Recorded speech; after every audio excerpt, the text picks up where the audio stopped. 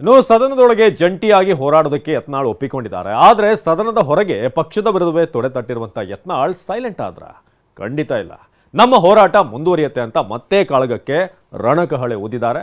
ವಿಜೇಂದ್ರ ಬದಲಾವಣೆ ಇಲ್ಲ ಎಂಬ ಉಸ್ತುವಾರಿಗಳ ಘೋಷಣೆಗೂ ಕೂಡ ಯತ್ನಾಳ್ ಡಿಚ್ಚಿ ಕೊಟ್ಟಿದ್ದಾರೆ.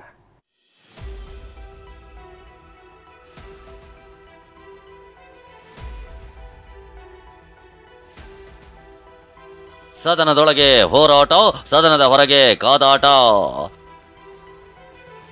ಸದನದೊಳಗೆ ಜಂಟಿಯಾದ್ರೂ ವಿಜಯೇಂದ್ರ ವಿರುದ್ಧ ನಿಲ್ಲದ ಯತ್ನಾಳ್ ಸಮರ.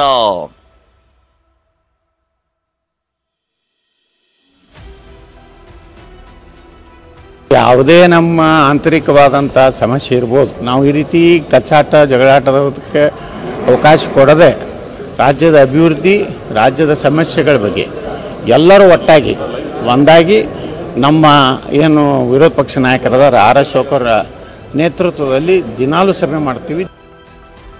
ಕೇಳಿದ್ರಲ್ಲ, ನಮ್ಮ ಆಂತರಿಕ ಕಚ್ಚಾಟ ಕಿತ್ತಾಟ ಏನೇ ಇದ್ರೂ ಸದನದೊಳಗೆ ಜಂಟಿಯಾಗಿಯೇ ಹೋರಾಟ ಮಾಡ್ತೀವಿ. ಆರ್ ಅಶೋಕ್ ನೇತೃತ್ವದಲ್ಲಿ ಸದನದಲ್ಲಿ ಚರ್ಚೆ ಮಾಡ್ತೀವಿ ಅಂತ ಯತ್ನಾಳ್ ಹೇಳಿದ್ದಾರೆ. ಹಾಗಂತ ಬಿಜೆಪಿಯೊಳಗಿನ ಬಣ ಕಿಚ್ಚೋ ತಣ್ಣಗಾಗಿಲ್ಲ. ವಿಜಯೇಂದ್ರ ವಿರುದ್ಧದ ಬಣ ಬಡಿದಾಟವನ್ನ ಯತ್ನಾಳ್ ನಿಲ್ಲಿಸಿಲ್ಲ. ಯಾಕಂದ್ರೆ ದೆಹಲಿಗೆ ಹೋಗಿ ಬಂದ ನಂತರ ಯತ್ನಾಳ್ ಜೋಶ್ ಕಡಿಮೆಯಾಯ್ತಾ ಅನ್ನೋ ಪ್ರಶ್ನೆಗೆ ಯತ್ನಾಳ್ ಉತ್ತರಿಸಿದ್ದು ಹೀಗೆ. ಏನು ಹಂಗೇನಿಲ್ಲ, ನಾವು ಹೆಂಗಿದ್ದೀವಿ ಯಥಾಸ್ಥಿತಿ ನಾವು ಮುಂದುವರೆದಿದ್ದೀವಿ. ನಮ್ಮ ಜೋಶ್ ಕಡಿಮೆನೂ ಆಗಿಲ್ಲ, ನಮ್ಮದು ಪಕ್ಷದ ವಿರುದ್ಧ ಹೋರಾಟ ಇಲ್ಲ.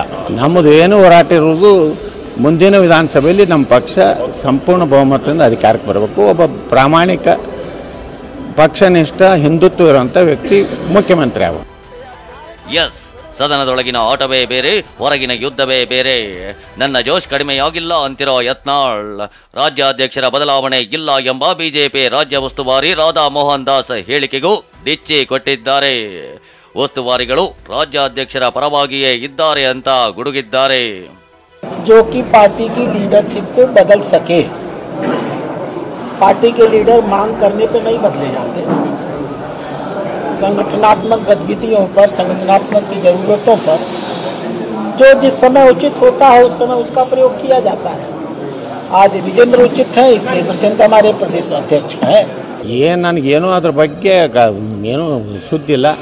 ರಾಧಾ ಮೋಹನ್ ದಾಸ್ ಅಗರ್ವಾಲ್ ಅವ್ರು ಹೇಳ್ಯಾರ ಅಂದ್ರೆ ಅವ್ರು ಭಾಳ ಗಟ್ಟಿಯಾಗಿ ಅವರು ಪಕ್ಷದ ಅಧ್ಯಕ್ಷರ ಜೊತೆ ನಿಂತಾರ್ಥ ಅನ್ನಿಸ್ತದೆ ನನಗೆ. ಇಷ್ಟಕ್ಕೆ ನಿಲ್ಲದ ಯತ್ನಾಳ್ ಮಾತಿನ ಬಾಣ. ಯಡಿಯೂರಪ್ಪ ಸೈಕಲ್ ಹೊಡ್ಕೊಂಡು ಪಕ್ಷ ಕಟ್ಟಿದ್ದಾರೆ, ನಾವು ಸೈಕಲ್ ಹೊಡೆದಿಲ್ಲ ಅಂತ ವ್ಯಂಗ್ಯವಾಡಿದ್ದಾರೆ. ಇದಕ್ಕೆ ತಿರುಗೇಟು ಕೊಟ್ಟಿರೋ ರೇಣುಕಾಚಾರ್ಯ ಸೀರಿಯಲ್ ರೀತಿ ಮಾತಾಡಬೇಡಿ ಅಂತ ಗುಡುಗಿದ್ದಾರೆ. ನೋಡ್ರಿ ಪವರ್ಫುಲ್ ಅದಾರ ವಿಜೇಂದ್ರ ಅವರು. ಅವ್ರ ತಂದೆಯವರು ಇಡೀ ಜೀವನವನ್ನ ಸೈಕಲ್ ಹೊಡೆದು ಪಕ್ಷ ಕಟ್ಟಾರ.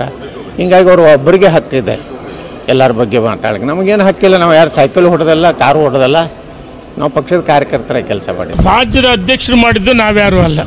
ನಾನು ಪ್ರತಿ ದಿವಸ ಅದನ್ನೇ ಮಾತಾಡಲ್ಲ.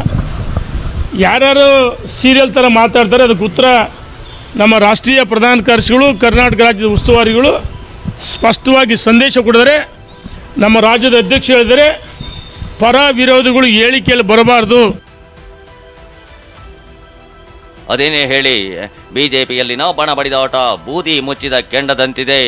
ಯಾವ ಕ್ಷಣದಲ್ಲಿ ಯಾವ ಹೊತ್ತಿನಲ್ಲಿ ಸಿಡಿದು ಹೇಳುತ್ತೆ ಅನ್ನೋದು ಗೊತ್ತಾಗೋದಿಲ್ಲ. ಸದನದೊಳಗೆ ವಿಜಯೇಂದ್ರ ಬಣದ ಜೊತೆಯಲ್ಲೇ ನಿಂತು ಯತ್ನಾಳ್ ಗುಡುಗಬಹುದು. ಆದ್ರೆ ಅದೇ ಯತ್ನಾಳ್ ಹೊರಗೆ ಬಂದು ವಿಜಯೇಂದ್ರ ವಿರುದ್ಧ ಮುಗಿಬಿದ್ರೋ ಅಚ್ಚರಿಯಿಲ್ಲ. Bureau report, TV9.